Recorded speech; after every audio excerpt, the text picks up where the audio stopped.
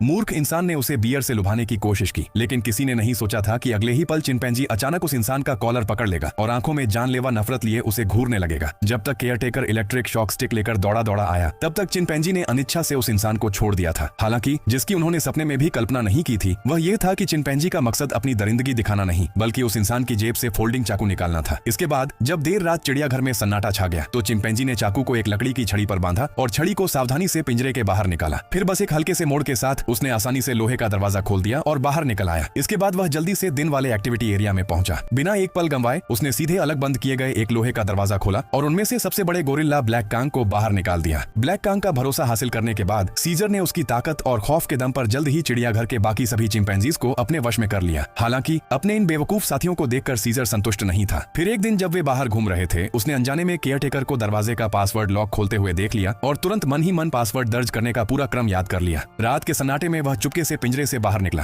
फिर बिल्कुल सही पासवर्ड डालकर कर्मचारियों के गलियारे से होता हुआ चिड़ियाघर की छत पर पहुंच गया। अंत में छत के सहारे वह बिना किसी को खबर लगे उस शेल्टर से बाहर निकल गया। हालांकि सीजर का मकसद भागना नहीं था। वह रात के अंधेरे का फायदा उठाकर चुपके से अपने पूर्व मालिक के घर पहुंचा। वहां उसने कोने में रखे फ्रिज को खोला जिसके अंदर न्यूरोटॉक्सिन वायरस की कुछ बोतलें रखी हुई थी। सीजर जानता था कि यह वायरस चिंपैंजीज को विकसित कर सकता है, इसलिए उसने बिना झिझक वायरस के सारे सैंपल उठाए और वापस शेल्टर ले आया। इसके बाद जब बाकी सभी चिंपैंजी सो रहे थे, उसने एक ही बार में सारा वायरस हवा में छोड़ दिया। अगली सुबह जब केयरटेकर ने हमेशा की तरह बदतमीजी से सभी जानवरों को जगाया तो उसे इस बात का जरा भी अंदाजा नहीं था कि आज सारे चिंपैंजी बेहद शांत थे और उन सभी की आंखों की पुतलियां हरी हो चुकी थी। सीजर गलियारे के मुहाने पर बैठा एक एक करके सभी की आंखों की जांच कर रहा था। केवल यह सुनिश्चित करने के बाद कि उनकी पुतलियां हरी हो गई हैं, वह उन्हें बाहर जाने दे रहा था। सीजर की खुद की हरी आंखें अब और भी गहरी और चमकीली हो चुकी थीं। यह नजारा देखकर चिड़ियाघर का मैनेजर बेहद हैरान था। जो चिंपैंजी रोज शोर मचाते थे वे आज बेहद अनुशासित तरीके से एक साथ इकट्ठा थे। लेकिन मैनेजर ने सोचा कि भला जानवरों का एक झुंड कर ही क्या सकता है, इसलिए उसने इस बात पर ज्यादा ध्यान नहीं दिया। रात होने पर सभी चिंपैंजी खुद ही आराम करने के लिए अपने पिंजरों में लौट गए। हालांकि जब केयरटेकर ताला लगा रहा था तो उसने अचानक देखा कि सीजर अकेला बाहर खड़ा है। उसने तुरंत दूसरे केयरटेकर से बंदूक लाने को कहा ताकि कुछ गड़बड़ होते ही गोली चलाई जा सके। जैसे ही वह सीजर को बिजली के डंडे से पिंजरे के अंदर खदेड़ने लगा, सीजर ने अचानक केयरटेकर का डंडा पकड़ लिया। अगले ही पल जो भयानक नजारा सामने आया उसने न केवल दोनों केयरटेकर्स के होश उड़ा दिए, बल्कि पिंजरे में बंद चिंपैंजी भी हक्के बक्के रह गए। इससे पहले कि वे कुछ समझ पाते, सीजर ने बिना हिचकिचाए एक मुक्के में केयरटेकर को ढेर कर दिया। फिर उसने उसे घसीटकर पिंजरे में बंद कर दिया और अंदर बंद अपने सभी साथियों को आजाद कर दिया। इसी बीच दूसरा केयरटेकर गलती से गलत दरवाजे से अंदर आ गया। जब तक उसने भागने की कोशिश की तब तक बहुत देर हो चुकी थी। चिंपैंजीज ने एक साथ हमला करके उसे सीढ़ियों से नीचे खींच लिया और बीच में घेर कर उसकी जमकर पिटाई करने लगे। गनीमत यह रही कि सीजर ने सही समय पर आकर उस केयरटेकर की जान बचा ली, लेकिन सीजर का इरादा उसे छोड़ने का नहीं था। उसने उसे भी पिंजरे में बंद कर दिया। यह अजीब नजारा होश में आए उससे फिर केयरटेकर ने देख लिया।